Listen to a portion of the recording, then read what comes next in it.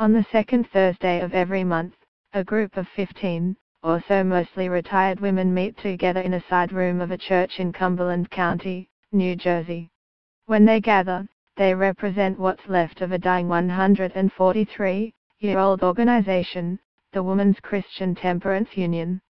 Though the international organization, which was founded in 1874, might seem out of date and irrelevant today, the remaining women involved are staunchly dedicated to the same mission their predecessors advocated for: total abstinence from alcohol, tobacco and drugs. Some of the women who attend the monthly meetings in southern New Jersey are there because they have personally experienced brokenness and heartache caused by alcoholism and drug abuse in their families, while others are there for religious reasons or to follow the legacy of generations of women in their families. I am fighting real hard because I want to keep the organization alive, New Jersey State President Joyce Powell tells DailyMail.com.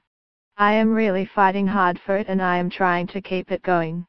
As long as God gives me breath, I am going to still do everything I can. The Women's Christian Temperance Union, which was founded in 1874, and lobbied for prohibition, still exists today. Though the organization as a whole doesn't lobby anymore, they do encourage members to write letters to their representatives. The South Jersey branch, several members pictured, still meets monthly in a church in Millville, New Jersey.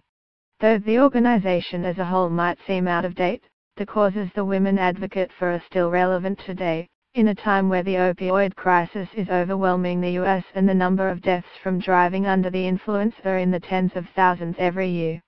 New Jersey WCTU President Joyce Powell, 63, left, is doing everything she can to keep her branch of the union running by recruiting all her friends and even relatives, including her granddaughter Sodium Carey Hughes, 15, right? As a whole, the WCTU, which today estimates membership is less than 1,000 worldwide, including branches in Myanmar, Germany, South Korea, Norway and across the U.S., is trying desperately to live to see its 150th anniversary in 2024. The WCTU was founded in November 1874 in Cleveland, Ohio, and Annie Wittenmeyer, pictured, served as the organization's first national president flat Rome 1874 to 1879. The union was formed at a time when women did not have the right to vote, and though they could get some work, they still had far fewer opportunities than they do today.